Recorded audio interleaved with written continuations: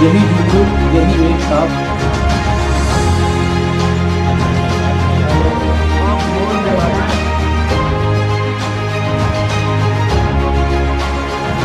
देश में योगी की सरकार और केंद्र में मोदी की सरकारों दोनों सरकार का दावा है कि किसी भी तरीके से अल्पसंख्यक समुदाय को अपने पाले में लाने के लिए, और इसीलिए उत्तर प्रदेश में योगी की सरकार ने योगी यूथ ब्रिगेड का एक संगठन निर्माण किया और उस संगठन के तहत अल्पसंख्यक समुदाय के लोगों तमाम पदों का उन्होंने चयन किया है। और इस वक्त हमारे साथ एक ऐसे शख्सियत हैं, योगी यूथ ब्रिगेड के प्रांत महामंत्री सानू हैं, और हम उनसे जानने की कोशिश करेंगे कि आखिर इस पद से क्या लाभ है और आप लोगों को क्यों भाजपा ज्वाइन करना हो। सबसे पहले तो समाचार भारत में आपका स्वागत है। आपका भी स्वागत है कि आप यहाँ आए और हमारा इंटरव्यू लिया। ये बताइए, आप योगी यूथ ब्रिगेड के प्रांतीय महामंत्री हैं,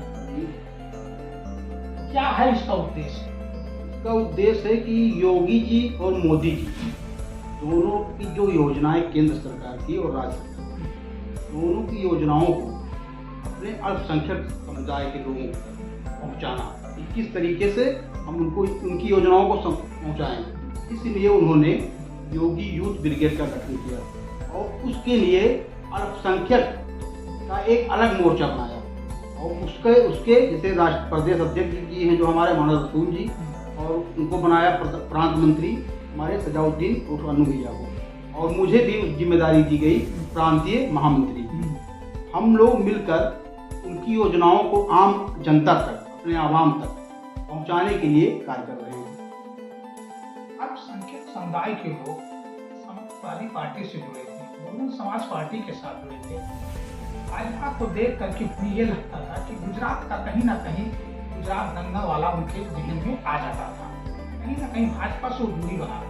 आप लोग जा रहे हैं क्षेत्र में, आप लोग समाज में जा रहे हैं, अपने समुदाय में लोग जा रहे हैं, क्या फीडबैक मिल रही है जब आप लोग उनकी योजनाओं को बताते हैं?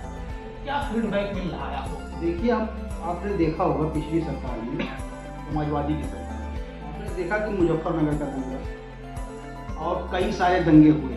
आज हमारी उत्तर प्रदेश की सरकार, योगी आदित्यनाथ जी की सरकार और नरेंद्र मोदी की सरकार, आप देखेंगे दंगों का कोई नामो निशान नहीं है उत्तर प्रदेश में। और अराजकता, भ्रष्टाचार जो पहले सरकारों में था वो आज एकदम खत्म हुआ। तो हम इस पे आप खुद आकलन करिए कि जो ग्राफ पिछली सरकारों में दंगों का था वो इस समय डाउन हुआ है कि नहीं डाउन हुआ। आप खुद एक टीवी एंकर हैं, रिपोर्टिंग करते हैं, और आपको पता होगा कि प्रदेश में आज दंगों की स्थिति क्या है। तो आप खुद आकलन कर लीजिए कि कौन सी सरकार बेहतर काम कर रही है इन विषयों पर। आगे का क्या रणनीति है? इस आप लोग कहीं ना कहीं सपा से ज्वाइन थे या बसपा से ज्वाइन थे, आप लोगों को ऐसा क्या लगा सानू खान को भारतीय जनता पार्टी ज्वाइन करना पड़ा? कि मैं अकेला एक ऐसा बंदा नहीं हूँ जिससे भारतीय जनता पार्टी ज्वाइन की है। हमारे बहुत से राष्ट्रीय अध्यक्ष और बहुत हजारों कार्यकर्ता जो राष्ट्रीय भारतीय जनता पार्टी के लिए काम कर रहे हैं। और रही बात सपा और बसपा की, पिछली सरकारों में सपा और बसपा की सरकारों में वोट बैंक का एक जो मुसलमानों को बनाकर उनके साथ जो व्यवहार किया गया, आप सबको पता है। मामला इस समय ये चल रहा है कि हमारी जो सरकार है उत्तर प्रदेश, वो मुसलमानों के हित के लिए इतना काम कर रही है, उस बेस पे वो उनसे वोट भी मांग रही है। आप देख रहे हैं कि ट्रिपल तलाक का मामला था, तो इसे अच्छे तरीके से मोदी जी ने हल किया। आज हमारी महिलाओं की स्थिति सुधर रही है, हमारी बहन बेटियों की स्थिति सुधर रही है। उसके बाद शिक्षा के उसमें नहीं, आप ट्रिपल तलाक की बात करते हैं, ट्रिपल तलाक का मुद्दा मुस्लिम समुदाय हिंदुओं में था, लेकिन ट्रिपल तलाक के मुद्दे को लेकर के बताया गया कि अगर महिलाओं ट्रिपल तलाक अगर होता है तो उनको भत्ता दिया जाए, कुछ भी दिया जाए, जब तक उनका पूरा निर्णय ना हो जाता। क्या इस पे सरकार ने कोई काम नहीं किया? क्या कहेंगे? ट्रिपल तलाक का मसला, जो भत्ता वाला मसला है, ये तो बहुत कानून, जो हमारा कानून है मुस्लिम पर्सनल लॉ बोर्ड, उसके अंतर्गत आता है कि जब कोई महिला को तलाक दिया जाता है तो कोर्ट में जब वो दावा पेश करती है अपने खर्चे के लिए, अपने रखरखाव के लिए, अगर उसके बच्चे हैं तो बच्चों की परवरिश के लिए, तो मेंटेनेंस चार्ज जो है वो कोर्ट तय करती है अकॉर्डिंग टू सैलरी, उसके हस्बैंड, उस आधार पर उसको भत्ता दिया। सरकार की तरफ से ऐसी कोई योजना नहीं है जो उसको भत्ता दी जाए, लेकिन ट्रिपल तलाक कम करने के लिए, तलाक को कम करने के लिए हमारी सरकार काम कर रही है। आगे की क्या रणनीति है आप लोगों की? आगे आप लोग फील्ड में जाते हैं, जिले वाइज जाते हैं, आप तो महामंत्री हैं, जाते हैं तो क्या स्थिति नजर आती है?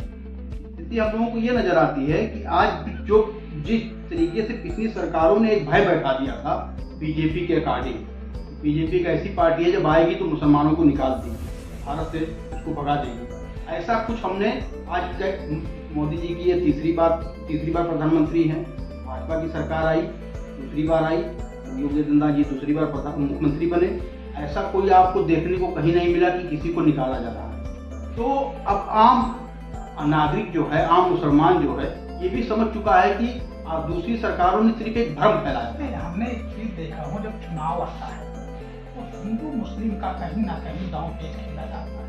80% जो SC ST OBC के लोगों का मुसलमान का डर दिखा करके वोट लेने का काम कर रहे हैं। इधर उत्तर प्रदेश के योगी आदित्यनाथ योगी यूथ ब्रिगेड बना करके बैक डोर से वोट मुसलमानों को भी लेने का काम कर रहे हैं। उधर हिंदुओं को मुसलमानों का डर दिखा करके हिंदू का लेने काम कर रहे हैं, और इधर योगी यूथ ब्रिगेड का संगठन बना के काम कर रहे हैं। दोनों तरीके से काम कर रहे हैं क्या? नहीं, आप देखिए, इस तरह से एक संगठन बना अल्पसंख्यक समुदाय, ये मुसलमानों के लिए काम कर रहा है। ऐसे ही भाजपा में कई सारे संगठन हैं, दलित संगठन हैं, वो दलितों के लिए काम कर रहा है। हमारे जो सरकारें हैं वो एक भी योजना अगर आप ऐसी बता दें जो किसी एक खास समुदाय के लिए हो, सारी योजनाओं का लाभ हर एक समुदाय तक पहुंचाना हमारा यही लक्ष्य, हमारी सरकार का यही लक्ष्य है, जिस पे हम लोग बहुत तेजी से काम कर रहे हैं, और उस काम को हम लोग और आगे बढ़ाएंगे और सारी योजनाएं लाकर लोगों को इससे लाभान्वित करेंगे। उसका काम है। इसका रिजल्ट कब मिलेगा 2024 में? इसका रिजल्ट आप अभी देखिए, इलेक्शन आने वाला है 2024 का, उसमें आप खुद देखिए, नगर पालिका का आना है, नगर पालिका नगर निकाय का चुनाव। इसमें देखिए, भाजपा ने नगर निकाय के चुनाव में मुसलमानों को टिकट नहीं दिया था, क्यों नहीं दिया था, इस पे लोग ज्यादा बहस करते हैं। अकॉर्डिंग टू सीट, जैसे जिस तरह की सीटें थी उस तरह से चुनाव लड़ रहे थे, और लोगों का इतना डर था कि लोग ये सोच रहे थे कि अगर भाजपा से टिकट लेगा मुसलमान तो जीतेगा ही। इस बार योगी सरकार ने थोड़ा आह्वान किया है कि मुसलमान जिस सीट पर लड़ सकता है मजबूती से लड़े, वहाँ टिकट मिलेगा उसको। अब भागीदारी मिलना शुरू हो गया, भागीदारी मुसलमानों को अब मिलना बहुत पहले से शुरू था। लोगों ने इसका डर दिखाया हुआ था, जिसमें खुद वो भागीदार मुसलमान नहीं बनना, डर की वजह से, लोगों अदर पार्टियों की डर की वजह से। लेकिन इस बार अब वो डर निकल चुका, क्योंकि 2 बार मुख्यमंत्री योगी जी मुख्यमंत्री बने और हमारे माननीय प्रधानमंत्री जी 3 बार प्रधानमंत्री बने हमारे देश। तो अब वो डर निकल चुका है ऑलरेडी मुसलमानों के दिल से कि ऐसा कुछ होने वाला है मुसलमानों के। पूर्ण रूप से भाजपा के मुसलमान, पूर्ण रूप से तो नहीं कहा जा सकता है, किसी भी पार्टी के कोई भी एक समुदाय पूर्ण रूप से तो नहीं होता है, लेकिन ये है कि जिस तरह से हमारी पहले भाजपा में भागीदारी कम थी, उस समय इस समय बहुत ही ज्यादा होगी, और आप देखेंगे मुसलमान निकाय चुनाव में भी अच्छा परफॉर्मेंस करेगा, उनको जो टिकट मिलेगा।